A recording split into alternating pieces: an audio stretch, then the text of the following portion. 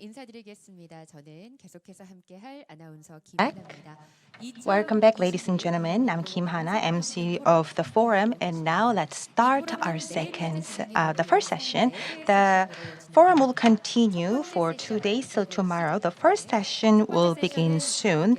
The theme is outcomes and limitations regarding the expansion of women's engagement in economic activities. That's the first session, and that will conclude the day 1 of our forum. And day 2, tomorrow, we will have the rest of the sessions from session 2 to 4 from 10:30. The second session will begin women's participation in economic activities and the responsibility of caregiver. And after that, the third session, improvement of women's engagement in advanced sectors such as science and technology, including digital innovations. And from 3:15, our last session will begin, which is themed ESG and expansion of women's engagement in economic activities. So for each session, we will have moderator and panelists, speakers, and experts will definitely be there to share their insights.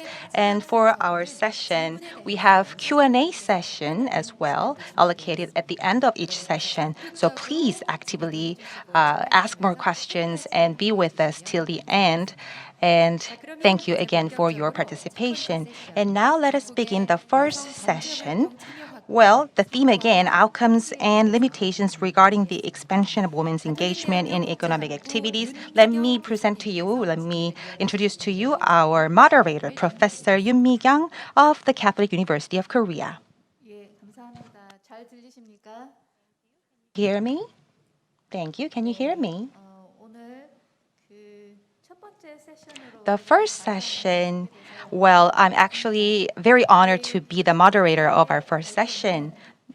The first presentation will be given by Senior Research Fellow Kim Jongsoog of Korea Women's Development Institute. She has been working in the section, the labor market and low birth rate section for a long time. And then she has worked as the Presidential Secretary for Gender Equality and Family, and Korea's Minimum Wage Commission, also Presidential Committee of Aging Society and Population, as well as in the National Labor Relations Commission, she played a key role. Now let's welcome our first speaker of the session. Please limit your presentation to 20 minutes. Hello, I'm Kim Jongsoog, just introduced by our moderator.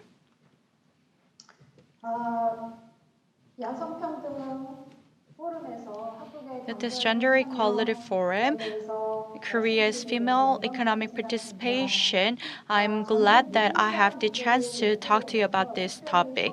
I've been studying on the female economic market participation, and my focus has been on gender inequality. In the labor market, this has been a persistent issue, so it's hard to resolve it. The gender inequality in Korea will be shared first, and then the Korean administration, what kind of policy and policy direction should the government should take will be my focus. So the agenda of the day for me is this four things. First off, why female participation in labor market has meaning in socio-economic senses. Korea has a severe low fertility rate, and the working age population is dwindling in a long to mid-term, and the Korea employment information agencies thinks that from 2025 the working age population will go down, so we have to tap into the underutilized manpower of women. As you would already know, the OECD gender gap ranking and the employment rate, they have a close correlations. The countries with high female employment rate has high GGI rate as well. The GGI ranking, as you can see from the graph, and the female employment has reverse relations. From the regional perspective, the gender diversity actually brings positive impact on the financial achievements. This is a McKinsey study about the financial impact of the gender diversity at businesses. In the labor market, as the diversity goes up, the top lines become improved. And the OECD countries' fertility rate and female employment rate, they do not have linear relations. However, the countries with high female employment rate has high fertility rate as well. That is why the female employment market has a significance in the society as a whole. But Korea, we have persistent gender gap. When we talk about gender gap, the players gap and the status of the players in the labor market and the wage gap between them are the major topics that are being addressed. First off, the employment rate and the gender gap in the employment rate of the Korea as a whole. As you can see from the graph, as of 2021, it stands at 18.8%.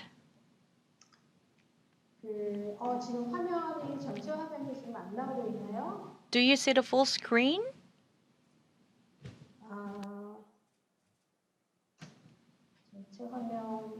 화면 잘 나오고 있습니다. Yes, we see the full screen.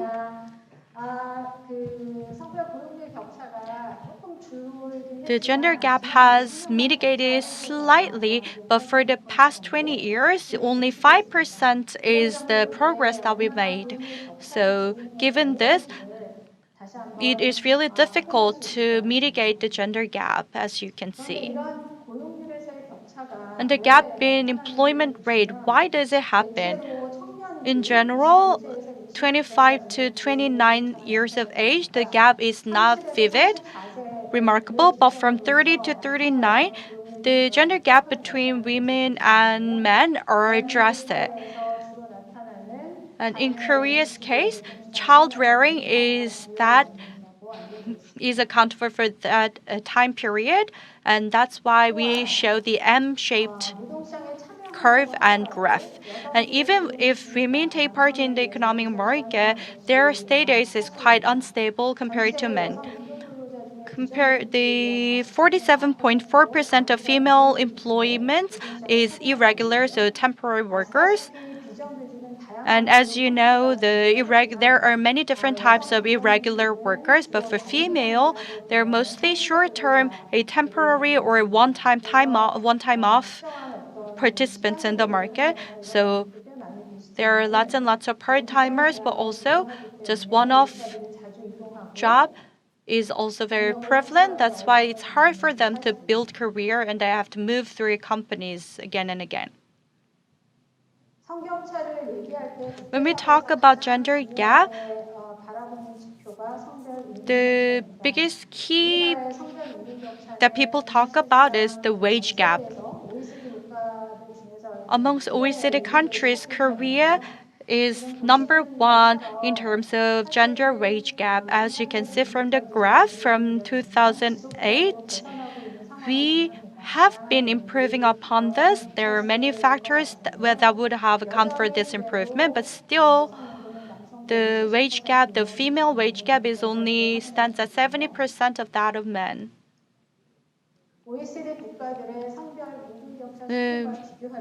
Compared to the OECD countries' gender wage gap, Korea shows the biggest gap, and the one on the very right side, the biggest one, the tallest one, is Korea. And the gender wage gap, we shouldn't see it we see it as a whole, but if we go into it, like take deeper dive, then you would see a difference per different sectors.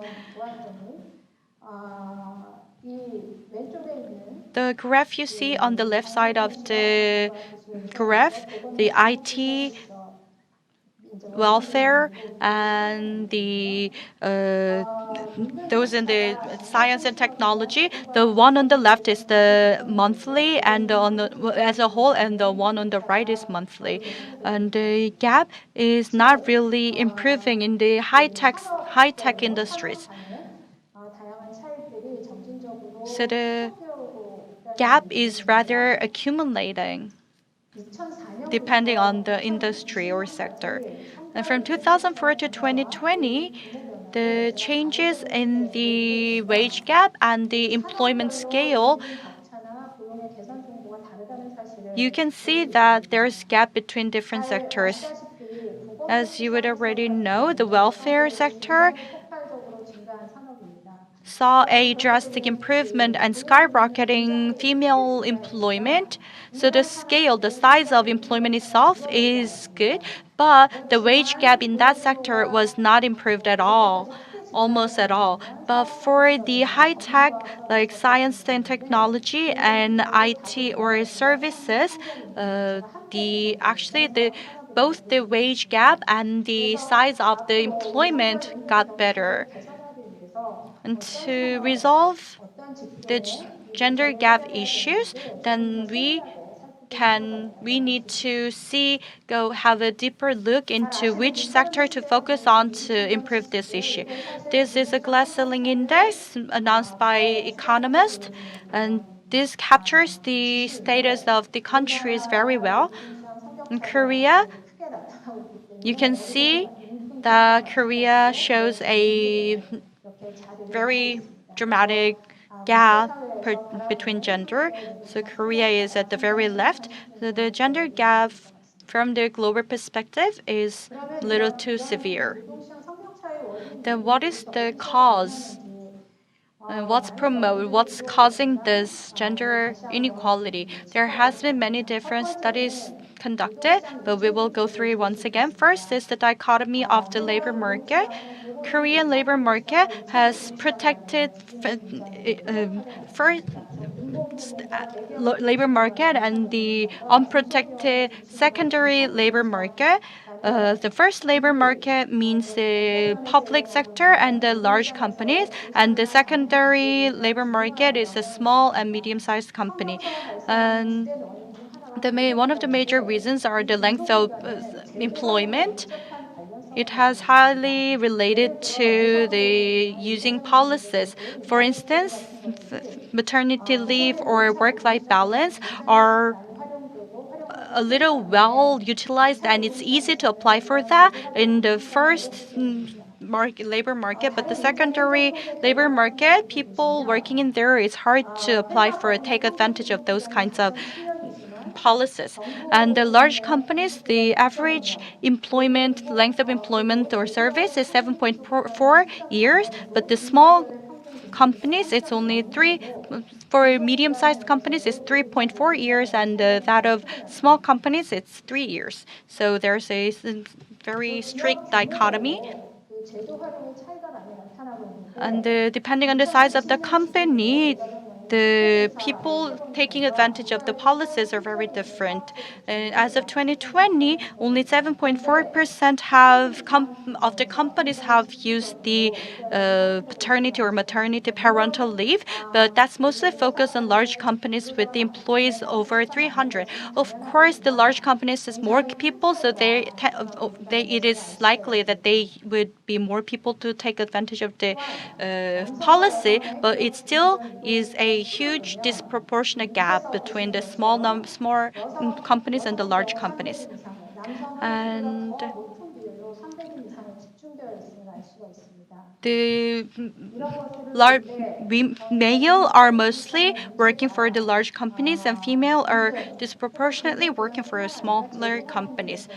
Not just the structure itself, but also using the policy also means difference between the different genders. Second cause is the division in the labor market, gender division.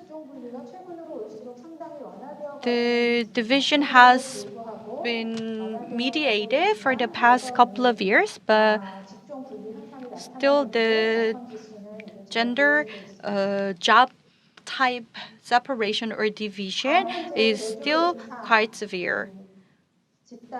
The people who has degrees and above, the for the past 4 years we have tracked uh, the job sector, the differences, and 45% of men go to male-centric job, and female 39%, roughly 39% of female goes to 43% goes to female-centric work. So in the market, tend towards to work for man-centric, and women tend to go to women-centric, female-centric job.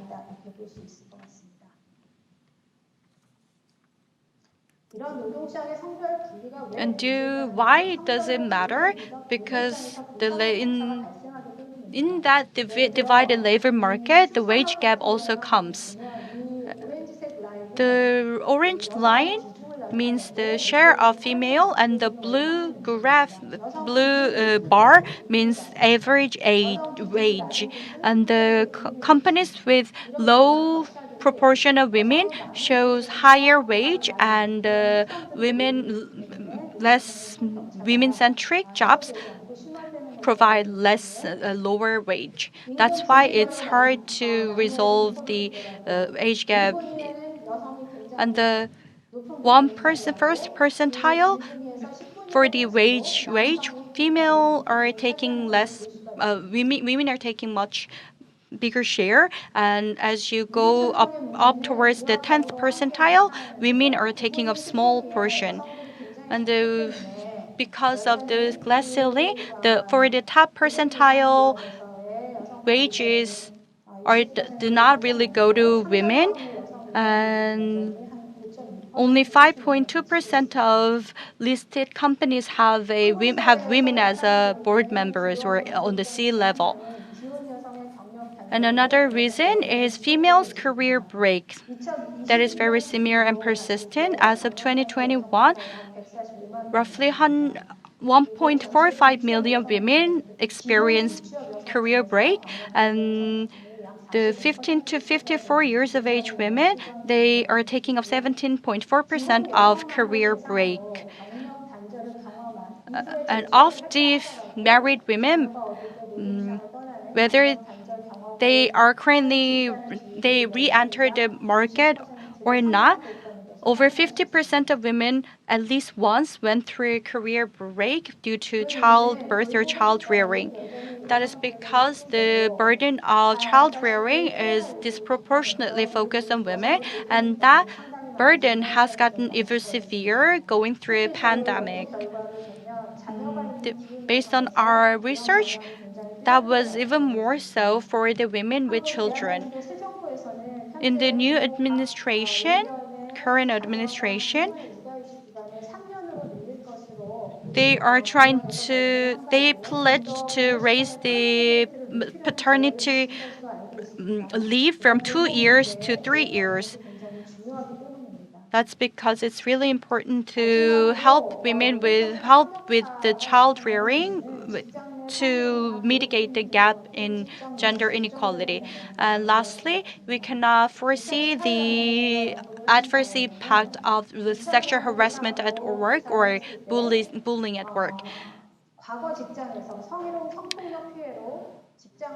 As of based on my research in 2018, roughly 37% of women left their work at least once due to sexual harassment or sexual assault or bullying. And there were 51% of women who were potentially thinking of changing their job or workplace because of sexual harassment or sexual violence at work. So it is really imperative to mitigate the gender inequality at labor market. And it takes a lot for us to remove that or resolve that issue. First is to improve the dichotomy in the labor market. The female are highly working for small and medium-sized companies, and they are less unionized, and they are less more likely to be a irregular worker. So their issues are not really spoken about. The dichotomy of the labor market is directly related to the female labor issue. In the protected labor market, we need to promote them to be able to take advantage of the good policies that are already in place. And second, we need to help the business level autonomy of the labor forces and businesses. The government has been leading these kinds of efforts for the past, but on individual company level, they should come up with the and promulgate the policies to promote gender equality. The issues that is happening on the field will be best known and can be best addressed by the labor and the company. So I urge them to pay more attention to these kinds of things. Also, I hope them come up with more policies like flex work or part-time work to come up with more autonomous measures and solutions. Third, we need to move on to a more converged market. And in this time of digitalization, in female employment should be in the female employment can be improved in science and technology, and we should encourage more female students to go into science and technology or STEAM. Fourth, we need to revolutionize the employment service. As you could see from before, resolving female having to take a break from career for child caring is a very important. But we should target more female workers and women with young child to be able to continue with their career and not having to take a break. So currently we are focusing on the job seekers, but we should move towards and expand our services to those who are already suffering from that issues. Thank you for listening. 감사합니다. Thank you so much, Dr. Kim. Wow, you finished your presentation within 20 minutes, exactly kept your schedule. Thank you so much. Well, we have discussed so much in your presentation, but the dual system of market economy are the career discontinuity of women or the culture of organizations, and all these points were actually mentioned in your presentation. And it varies from industries to industry. That's the point we actually have to have in mind. And when we have come up with these priorities, that's something to consider. So I believe that was a point to take away. Now, let me present to you our second speaker. Well, it's Deputy Manager Astrid Hofslagare of Division for Gender Equality, Ministry of Employment, Swedish government offices. And she has been working in the field for a long time, strategic planning and steering of all matters related to budget for the gender equality policies. And also she worked at the Swedish National Audit Office, focusing on audits of the efficiency and effectiveness of government policy. Today, her presentation will be about Sweden's policy to promote women's participation in the labor market. Please finish in 20 minutes. Thank you. Thank you so much. Do you hear me well? 네, Yeah, 잘 is it 들립니다. okay? Perfect. Okay, thank you so much. I'm very honored to be invited to speak here in this very, very important forum today. And I'm sure, and I'm really looking forward to learn a lot during this session that I can take back to our work in Sweden. And I also just want to comment on the political situation in Sweden right now. As you know, maybe we recently had an election for the parliament. So the process of electing a new prime minister and a new government is is forming right now. Actually, the process is going on. So I won't be able to comment anything at all at the political priorities by the government. So I will focus more on the experience that Sweden has when it comes to major reforms in this area, and also tell you a little bit about the daily work in the government offices to obtain gender equality, and also a little bit about the link between the unpaid work, the care work and the household work, and the paid work at the labor market. So, okay, let's see.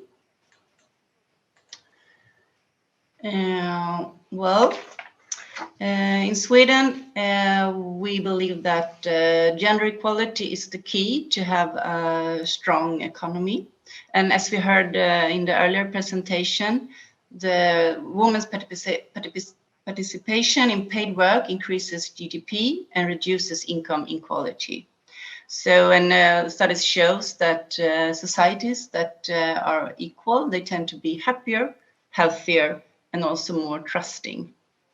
And my intervention today will focus on Sweden's efforts to promote women's participation in the labor market and a gender equal economy.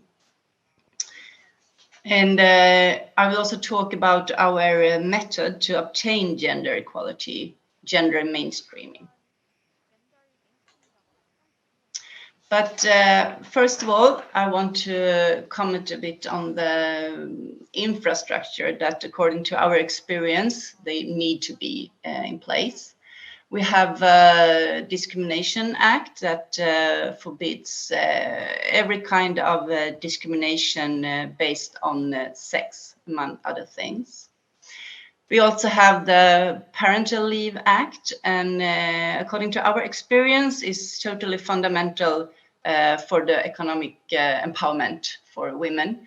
And I will tell you more about that later, but in short, it enables parents to stay at home from their jobs with and getting paid from the state. And during they are at home with their children, their employer cannot do any kind of disadvantages for them or discriminate them in any way while they are away. And then finally, we have some really extensive laws on gender-based violence, and that is because the freedom from violence is also totally fundamental for economic empowerment, we think. Well, first, some short background. There are, when it comes to the economic empowerment in Sweden, there are some keys that are really important. We had some major reforms back in the 70s that were actually motivated by a demand for increased labor force. I will tell you more about them later.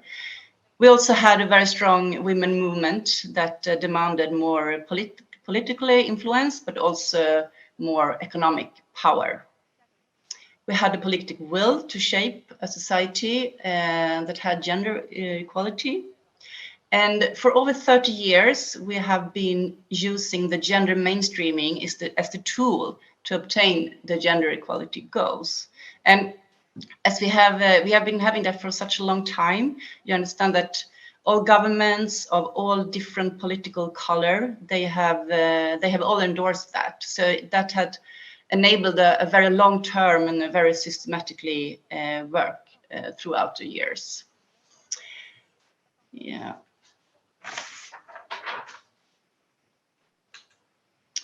And everything we do, we trying to obtain our gender equality policy goals, and we have one general goal that says that women and men are to have the same power to shape society and their own lives, and then we have 6 sub goals, and they are actually guiding us in the governmental offices in our daily work.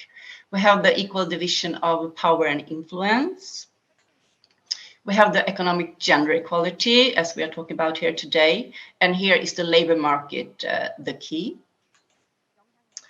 We have gender equal education, very important, of course, that women and men and boys and girls have exactly the same possibilities to schools, to studies, and so on. We have the equal distribution of the unpaid housework and provision of care, very important also for the entering the labor market. We have gender equal health, and we have men's violence against women must stop. And that's because that's like totally fundamentally for everything. And the method and the tool to obtain these goals, we use the gender mainstreaming. And that means that we put the gender perspective in everything we do. And actually, we usually say that every minister is a minister of gender equality. So that means that the Minister of Defense, for example, has to put a gender perspective in everything they do in the Ministry of Defense. So it should be everywhere and performing by the persons who work with it normally.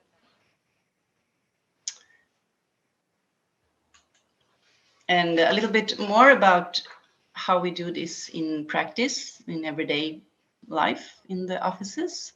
And when you prepare a government decision, no matter what the topic is, you have to put a gender perspective. So you have to, you always have to think, what impact does it have on women and men and boys and girls? And we have 4 main processes that are really, really important. And there are a lot of analyze tools and so on to help us to carry it out. And we have the budget, of course, and we use gender budgeting. And we have the legislation process. We have the governance of the state agencies, and we have the international matters. And we follow up the work every year. And we also have external evaluations. And I also just want to tell you a little bit about the gender budgeting, because it's really important when it comes to economic empowerment. And when we prepare the budget bill, all the budget proposal, all the money that goes out from the state to all different reforms, doesn't matter what it's about, we have to think, okay, how does this have an impact on women and men and boys and girls? And we have to do an analysis, and we actually have to adjust the proposal if it doesn't have impact on these 6 sub-goals that I told you about. So then we have to go back to the drawing table and work a little bit more about the proposal, so it will contribute to gender equality. So it's a really powerful tool, the budget bill. Well, that was a little bit about the daily work within the governmental offices, and actually there is where the gender equality is made when it comes to us. Now I want to look back into history and to mention some really, really crucial and fundamental reforms for the possibility for economic empowerment among women. We had 3 family-friendly reforms back in the 70s. First one was the abolishing of the joint taxation. It was like that men and husband and wife, they were taxated as a unit. And when we introduced individual taxation, it actually paid off for the women to go out to get an extra income on the labor markets. That resulted in many women started to work. And secondly, we had some social big improvement in the social infrastructure, meaning that childcare and the elderly care was made accessible and affordable and public financed, and it had a good quality. And we had a public childcare reform in 1974. And actually, those reforms, according to our experience, they were really important. In one hand, it demanded a lot of labor, and mostly women worked there, and it also made it possible to work because, well, it offered a good care of the children and the elderly persons. And then the third one here is also so important. I just mentioned that earlier, is the parental leave.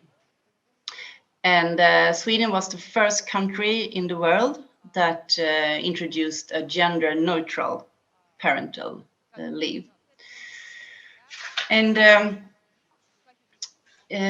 since we look upon it, it's very, very important, I just want to tell you a little bit more about how it looks like today. So it has been changed during the years, but today it looks like this. You have 480 days paid parental leave per child, and 90 of them are reserved for one parent, so it's impossible to transfer those 90 days to the other parent. But well, still you can see we have a kind of stereotypical pattern still. Women take 70% of the days and men 30% of the days. But in Sweden, we think that this paid parental leave, in combination with the child care and the elderly care, is one reason that Sweden has one of the highest birth rates in Europe. Also in Sweden, then as a woman, you don't really have to choose between if you're going to have a job or if you're going to have children. So the idea is that you can have both. We also have this temporary parental leave. That is when your child is ill.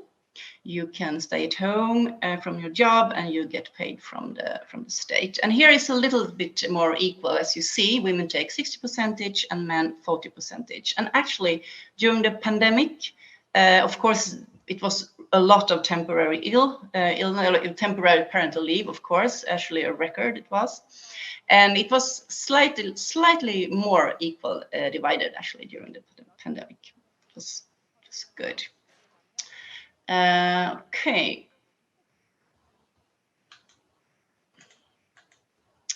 And well, according to our experience, we think that there are a connection between how much time you spend at the unpaid care work and the household work in your home, and how much time and energy you have to spend it on paid work at the labor market. And in general, in Sweden, women put more time at unpaid work than men do, and men put more time in the paid labor market. And the Swedish government are monitoring how women and men spend the time, and every 10th year. And this is a very recently investigation. It was from 2002. And here you see how Swedish women and men spend their time on unpaid housework and care. And I should say that some of those activities you can carry out at the same time, so you cannot sum it up to 24 hours, because you can be cooking and you can supervise your children at the same time. But as you see here, it's kind of still a stereotypic pattern where women are cooking more than men, and men are repairing furniture and housing, etc., more than women. But in this slide, I just took activities where there were a big difference between women and men. We also have activities that they do exactly the same. They spend exactly the same time on. And for example, helping children with their homework or taking children to their activities, soccer training, whatever. And also shopping groceries. Men and women do exactly the same spend exactly the same time in Sweden. So, as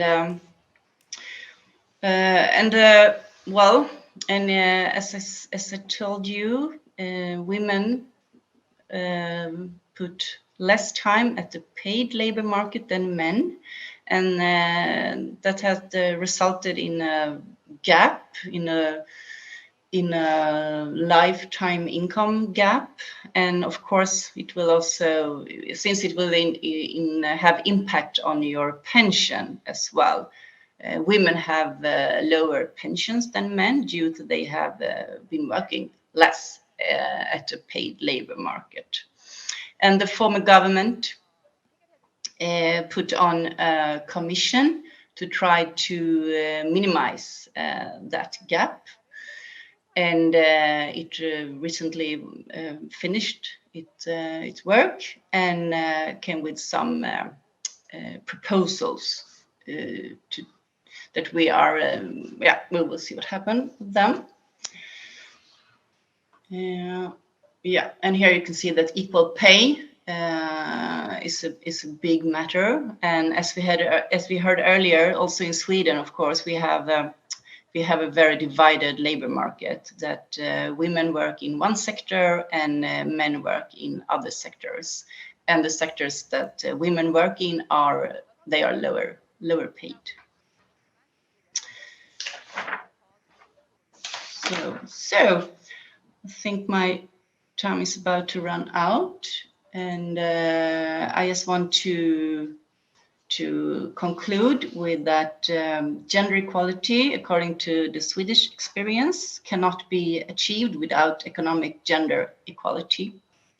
And therefore, at least in Sweden, the state had to provide necessary regulations and conditions to enable female labor market participation.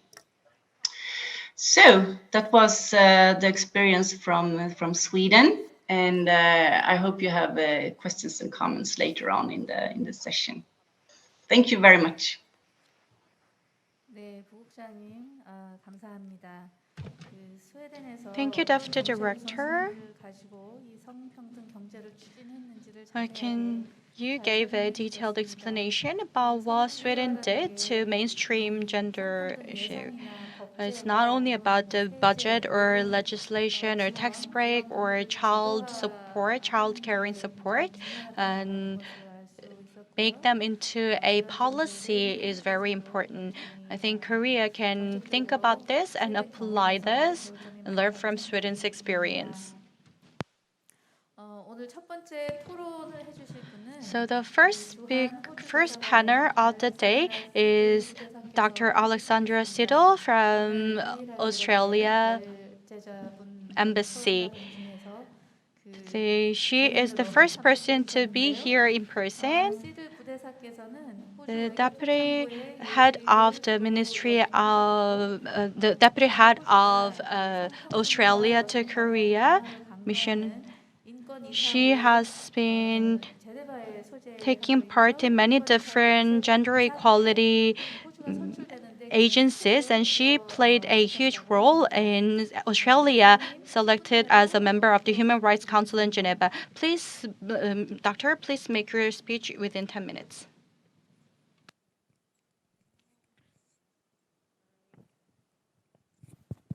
We okay? Sorry. Hello, everyone, and thank you very much to the organisers and the Ministry for inviting me today. And I'm delighted to speak to you on a topic that is close to my heart and is close to the heart of our presenters as well, that is women's economic empowerment. I've been asked to look at what the pandemic has done to the situation of women in Australia and what steps Australia has taken to address these issues.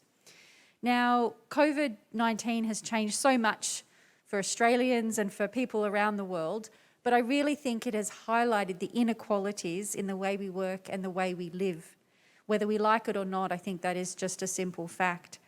So we've exacerbated gender inequality and underscored the continued exclusion of women from economic spaces, We also know that as women are agents of change, we need them to participate in decision-making as equal partners if we are to emerge from the challenging period of COVID. In fact, as our Swedish speaker has said, I would even go as far as to say that the women's economic empowerment is critical if we are to have an inclusive, sustained and rapid national and international recovery. Like Korea, Australia is resolute in our commitment to enhancing the well-being of women and girls domestically and internationally. And this is apparent in our development assistance, our trade work, diplomacy, and in domestic policy. Like Sweden, it embodies the whole of our political mind. And this includes investing in women and businesses and business opportunities. So I just wanted to say today, first up, that I'm using the word women as an all-encompassing shorthand, but experience does show that we can't treat all women the same. And in fact, when we're creating effective and respectful gender policies, we must recognise the intersectionality of gender issues. That said, if I quickly go through what I think are the four major negative aspects of COVID on gender equality, then I will move on to talk about what we can do about this. So, health-wise is the first one. I think it's quite obvious that the impact on society as a whole has been very negative, not only people's individual health, but I think for women, we call it the double whammy because there's been a diversion of resources away from issues that directly affect women, like sexual and reproductive health care. Women on the front lines, so that's the doctors, nurses, caregivers, teachers, women in the critical supply chains, they too have had increased threats to their safety and well-being. The second major impact is that on their lost jobs and income. And I think we've found in Australia that during the pandemic, women have lost jobs at a higher rate than men, and that's compounded the already greater economic insecurity, and it's pushed many into poverty, and that has been a shocking result of the pandemic. In the private sector, we've found that businesses with women as senior managers have closed either temporarily or permanently at a faster rate than those with men at the top. And for businesses that have continued to operate during the pandemic, those owned by women face larger drops in revenue. Again, these are all shocking points of research. Now, one factor that is accounting for this difference is one factor mentioned by both the first and the second speaker, and that is the pre-existing gender segregation of men and women entrepreneurs in different economic sectors. So women in Australia, like in Korea and like in Sweden, are also concentrated in consumer-facing service sectors like hospitality, retail.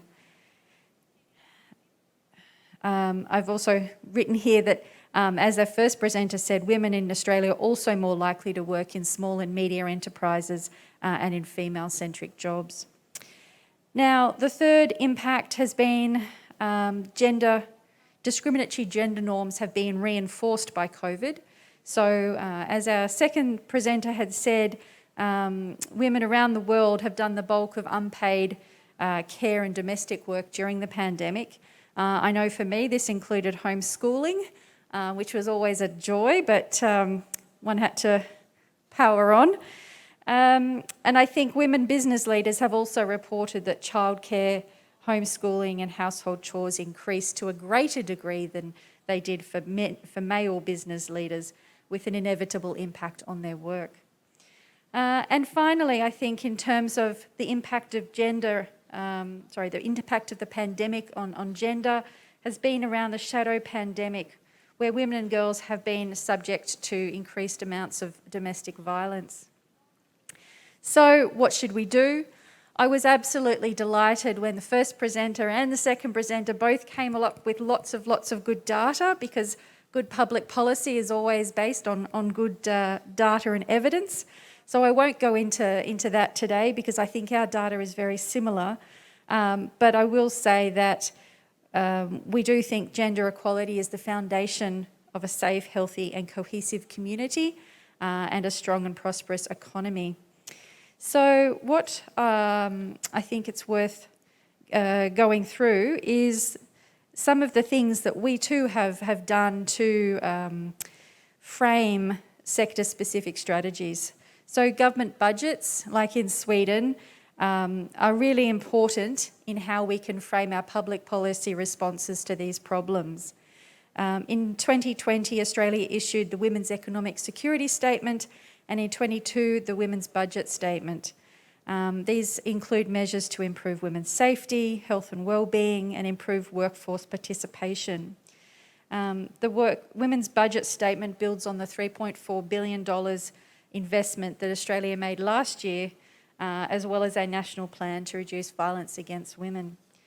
So lots happening, and we have a new government in Australia. We haven't yet had their first budget, but we expect the new government to ramp up work in this space in the forthcoming October budget.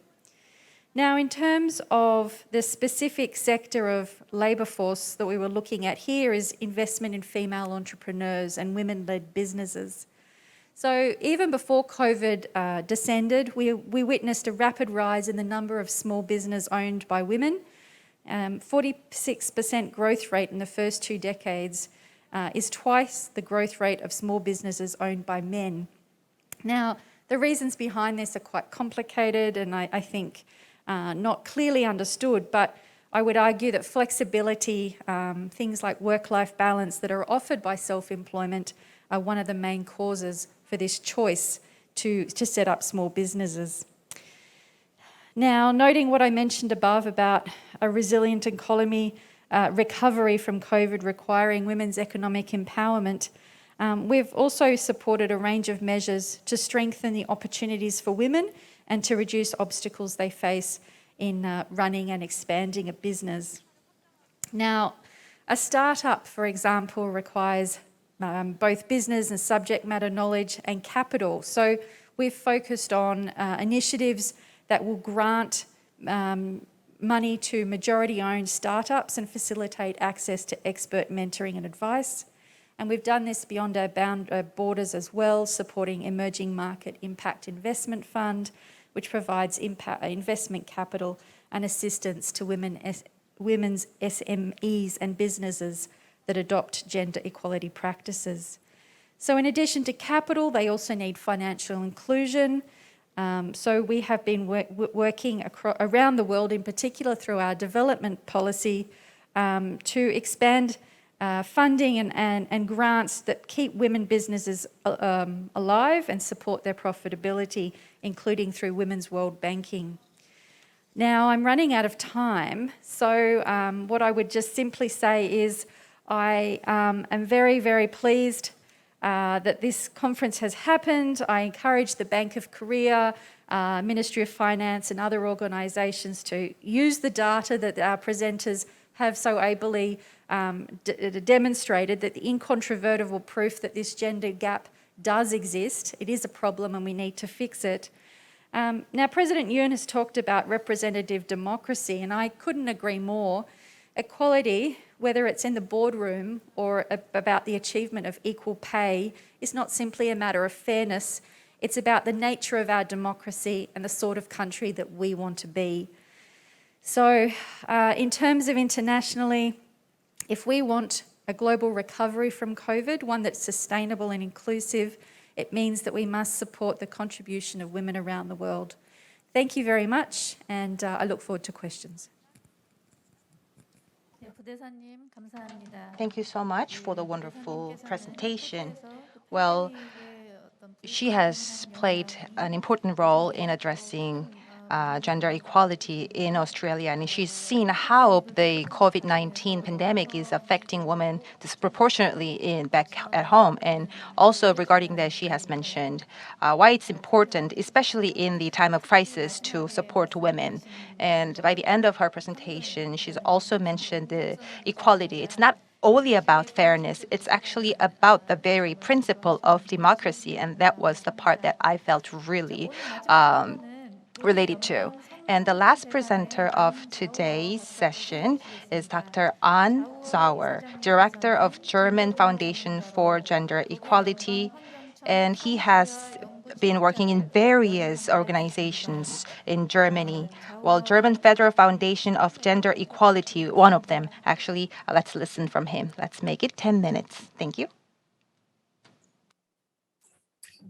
Thank you so much for inviting me and giving me the chance to present on the German situation. I will do this very briefly, and I would love to also introduce our new organization, which has only been founded last year, very briefly as well in the start. So we are an organization that has been called into being in the end of a long process since the Beijing Platform for Action after the 4th International Women's Conference. This is Germany's institutional machinery in order to implement gender equality across the board.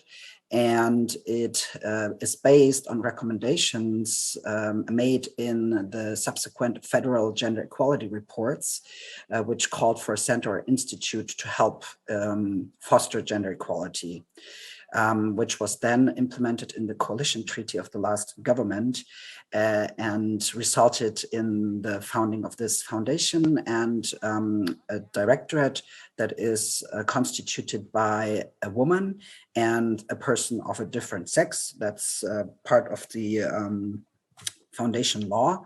And so Ms. Meyer and myself were lucky to get chosen and have this challenging task to help implement gender equality also in the German context. How we do that is by compiling and preparing information, by supporting the public discourse, as well as by strengthening the practical gender equality work on the ground. We are working together with the private sector, businesses, as well as administration, government, and NGOs. We will be developing new and innovative measures and also foster networking and dialogue between the different gender equality actors. And this is our new team. We're not complete yet, but I wanted to show you the faces of all the wonderful people supporting this new organization in our work. This is a look out into our staffing. That is the prospect for next year, but I don't want to bore you with too many details since my time is short. I would rather focus on the main key driving factors on gender inequality, which is with regards to the labor market, most of all the employment or unemployment rates. So the Lisbon strategy of the European Union has been driving employment rates up. You can see that compared to 2011 and 2021, the employment rate of women is up, and the employment rate of men is a little bit down, and the women, like the pool that you can the pool that you can retain employment from is also up. So this strategy seems to have worked. But what we do see is also an inequality in the unemployment rate. So the men's rate is actually slightly higher. However, if men get unemployed, they find it easier to find work again, while women remain longer in unemployment.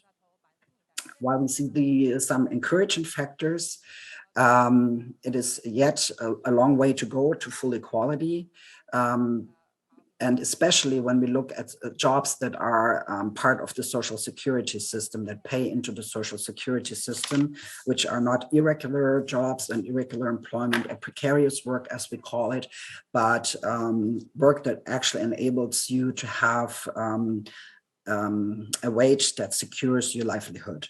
So here we see that 58% of working age women are employed as compared to 64.4% of men. Of course, we have a federal state country comparison as well, and a wider range from 52 to 65%.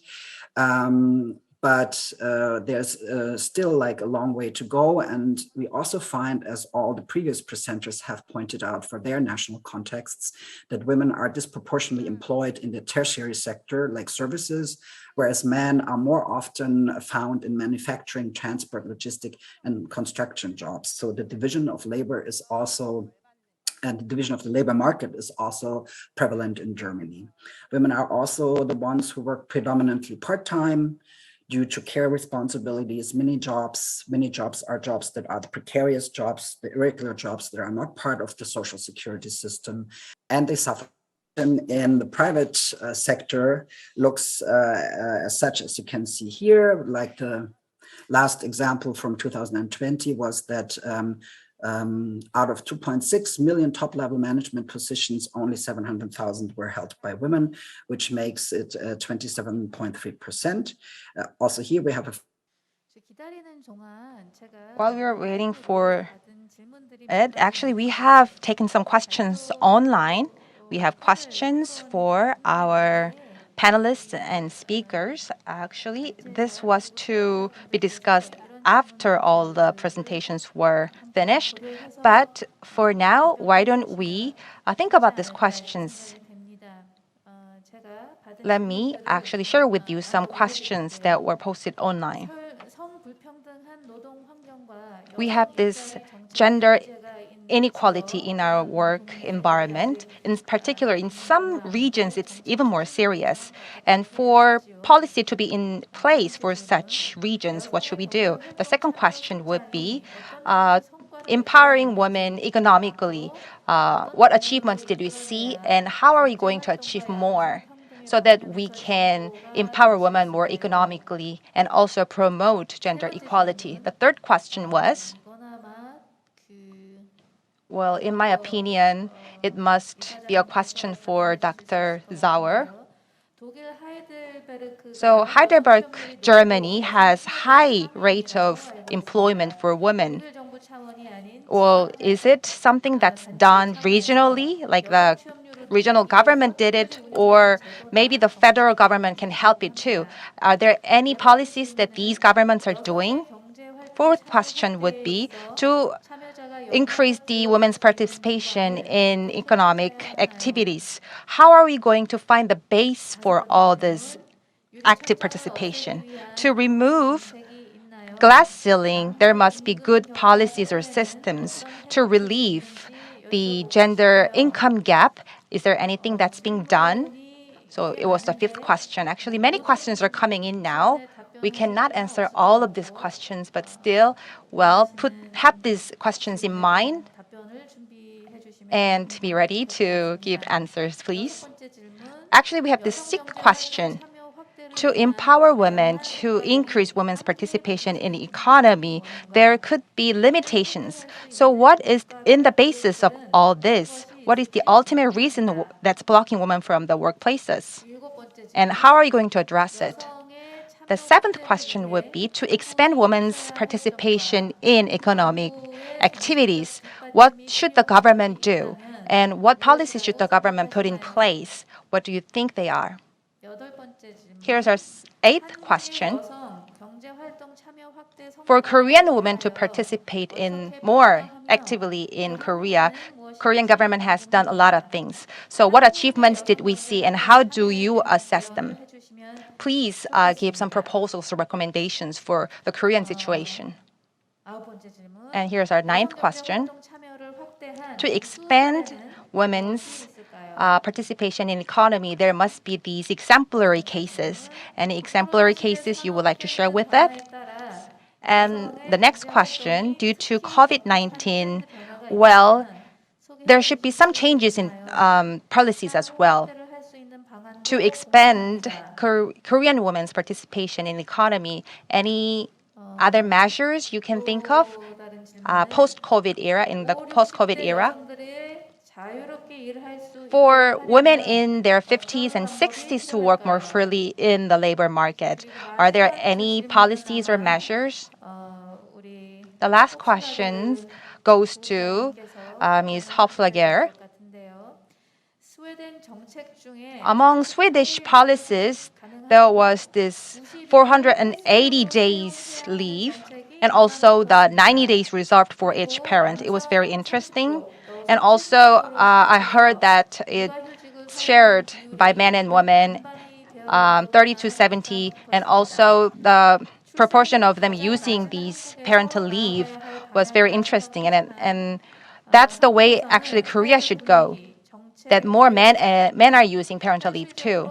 But in Korea, because of culture in their organizations and company cultures, it's actually difficult to make full utilization of such policies. Then what should be done in Korea to become more like Sweden in such parental leave system? Lastly, well, it is sad that during the presentations, women are paid last, and women work in more part-time jobs and then temporary jobs. Well, the sectors that women work in are relatively less paying, and what's the reason for that? Well, so many questions were asked. I'm sorry that I just bombarded with you with all these questions, but please have in mind these questions. And do we have connection with Mr. Sauer again? Yeah, if that's the case, let's continue listen to from him. Let's continue the presentation from him. My apologies, I've lost the connection. I hope you heard me saying that the percentage of female managers in the private sector is around 23%, and now I wanted to move on to the public sector, where the proportion of women is at 32%. So it's not satisfactory either in the public realm. So we also see that in the particular field of political representation in Germany, the parties, all the major parties actually, including the Green Party, have trouble to attract a 50-50 percentage of members. But the federal cabinet, so the government of this coalition government, is actually the first government in Germany's history that is equal between women and men. And we, for the first time, have a female interior minister and a female foreign minister, Annalena Baerbock, who has also committed to implementing a feminist foreign policy.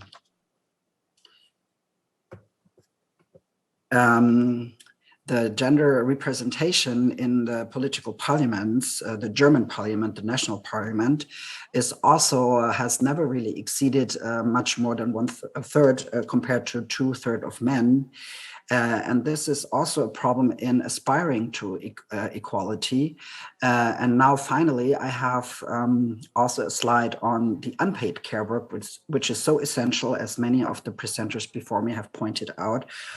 Also here we see that women spend 52.4% more time per day on unpaid care work than men, like more than half than the work of men. And the gender care gap in couple households with children is even as high as 83%. And if we look into the division of labor in unpaid care work, and we make it we separate the direct care work from the supportive care work, it's even more pronounced. So direct care work is work done immediately with children or with elderly to support them as household members, and supportive care work includes all household activities, volunteer work, also repairing, like support work for households. Both are equally important, but women engage much more in direct care work. There you see that the gender care gap is 108%, while the supportive care work is actually slightly more in the hands of men, where women only do 47%. Last but not least, I want to give you a brief introduction to the gender pay gap.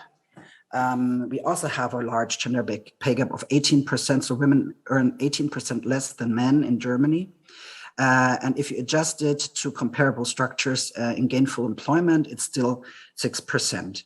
But the most important slide I would like to show you today is that this gender pay gap was usually attributed to women working mostly in part-time, not being as much represented in managerial professions, but a very recent study has found out that it is also largely attributed to the difference in pay between women and men when it comes to the evaluation of work, meaning that female-dominated professions are usually evaluated of less worth than male-dominated professions. And this is highly influential in the unionized labor market, and that is mostly a unionized labor market is mostly responsible for our social security system, in which half of the gender pay gap can be explained by differences in the attributes of women and men with income-relevant characteristics, so like work experience, working hours, age, industry, and so on.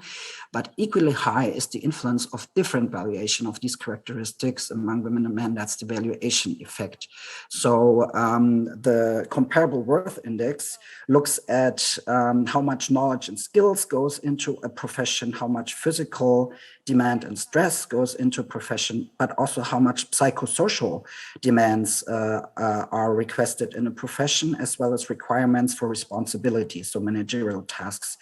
And if you value that, then 9.75% of the gender pay gap is attributed to the gender differentiated valuation, and that makes women earn less because the work that they're usually found in is valued less.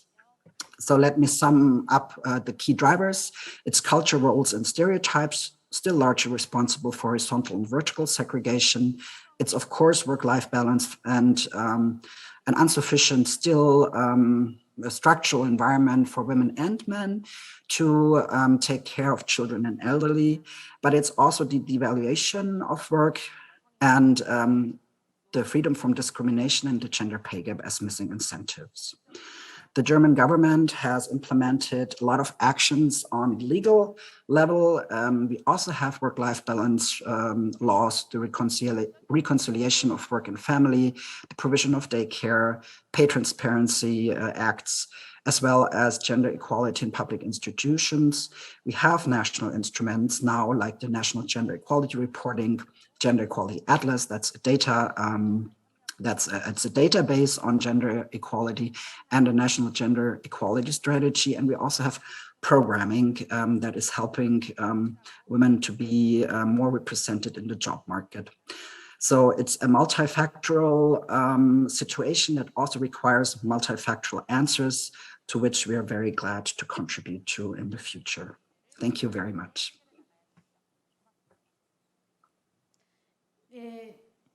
자오 이사장님 감사합니다. Thank you, Dr. Sauer. 우리가 이렇게 시간이 많이 남지는 We don't 않았는데요. have that much time left. 이번에 제가 읽어드렸던 But I've already read you the list of questions, so please take that into mind and select the answers. And we are gonna go in the order of presentation. The first speaker will go first, and the second speaker will go second. And lastly, Dr. Lee In-sil, who gave the keynote speech, will also take part to answer the question if there was anything that concerned you or interests you. 제기하실 것들이 있으면 말씀해 주시면 감사하겠습니다. 김종수 박사님. Dr. Kim Jongsoog, let's go from you. Let's start from you. Well, thank you for the two panelists and the speech, the presentation by the Deputy Director Astrid. That was very helpful for Korea's situation. I was trying to go through the whole slide in a short period of time, so it could have been all over the places, but the reason for that is actually female issue covers the entire labor market, and it plays an important role in the labor market. All the labor force issues, labor market issues have actually something to do with female issues. So of all the questions, how to remove the recover from the glass ceiling or gender wage gap, but the wage gap and glass ceiling issues are that's the achievements from the labor market. So it's really hard to correct for the achievements of the labor market at one go. Every single step that leads to that, we need to make efforts on all those levels and all those steps. So for every aspect of it, it's really important to make the gender issue a mainstreaming the gender issue. And despite all these issues, Korean labor market issues have seen for the past 20 years have shown a rapid improvement, especially there was an act to help women to re-enter the job market and to help them with recruitment or help them with job finding or improving their capabilities. And also the Korean government, not only the working women, but also for the child rearing, we have been providing free mandatory child caring. So not only the working women, but also family with child, the government has been supporting them. The remaining tasks would be, as I've mentioned in my speech, it is hard to address them structurally. So there are all really hard fruits to pick are left. So we need to face the future and resolve this in two senses.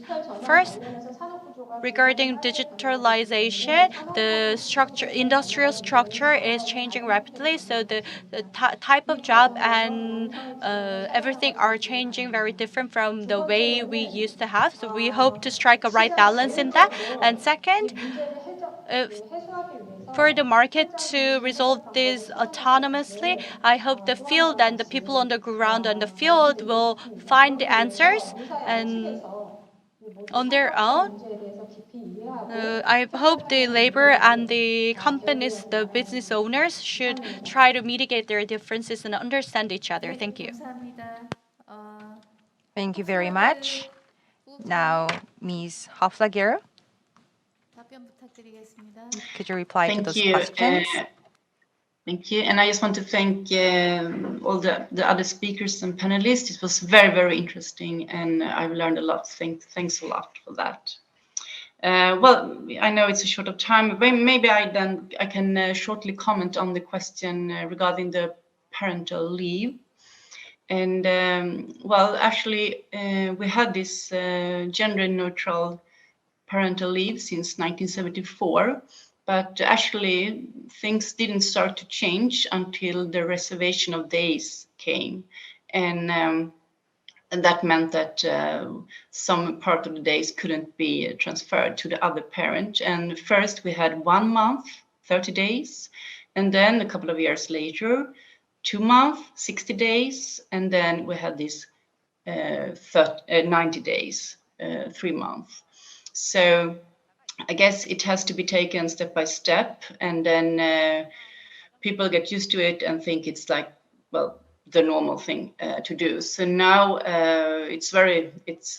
men take these 90 days and even more. But of course, we still have this stereotypic views, and it can be hard for men in men-dominated working places to take more days because of culture and tradition, also in Sweden.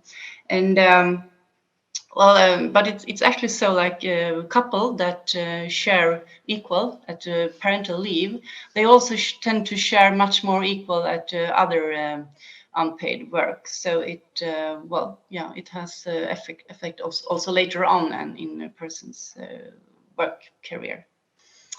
Oh, thank you. 예, 감사합니다. Thank you. Dr. Siddall? Thanks very much. I'll confine my remarks to what I know, which is diplomacy and not the hard sciences of economics. I think there is always a role for role models and mentors and networking and relationship building. And that is actually an important part of solving this problem, that is inclusive leadership and collaboration. One example in Australia is the Champions of Change Coalition, and this is a subgroup of the 30% Club where member chairs and CEOs work to increase gender diversity at their board and senior management levels. Another element is the G20 Empower Alliance, which has been created to bring together private sector leaders to advance recruitment and advancement of women as business leaders.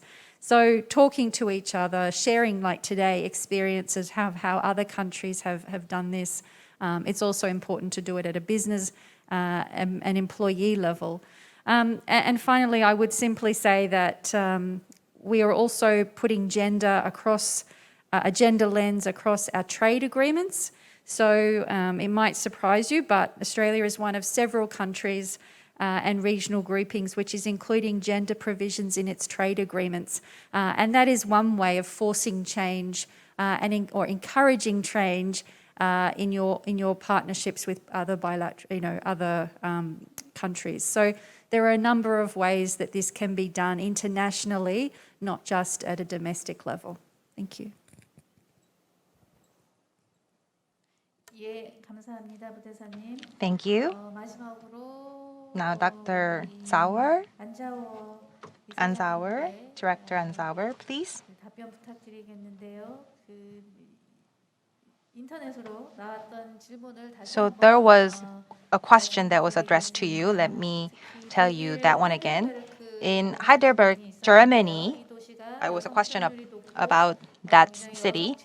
They are women-friendly there in Heidelberg, that's as far as I know, and it enjoys high rate of employment rate for women.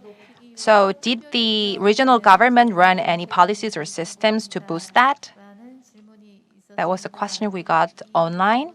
Could you answer that one? 질문들도 And also other questions. 해주시고 싶은 부분들이 있으면 추가 말씀드리겠습니다. Thank you so much for the question, but I cannot substantiate it because it's like a local municipality and we're doing our work on the federal level. But what I could imagine is happening on the local level a lot is the provision of daycare, for example. That is a huge factor in raising women's ability to join the labor market, as well as a very efficient public transport and infrastructure, because we find that women have less access to cars and therefore they depend on a good public transport and on work that's available nearby where they live. But I cannot substantiate that with data because I'm not familiar with the local situation in that city. I apologize.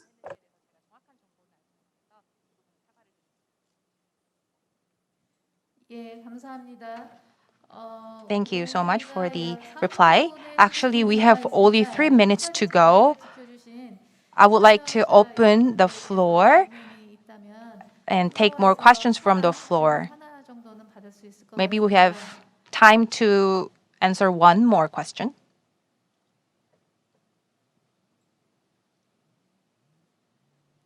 예, 질문은 없는 것 같으네요. If we don't have more questions from the floor, maybe we can conclude our session. 경제 활동 참여 확대. We had this forum themed Women's Economic Empowerment for Sustainable Society, and we had a very heated session here. The first session was very fruitful, and we discussed so many essential 토론자님들 모두에게 themes.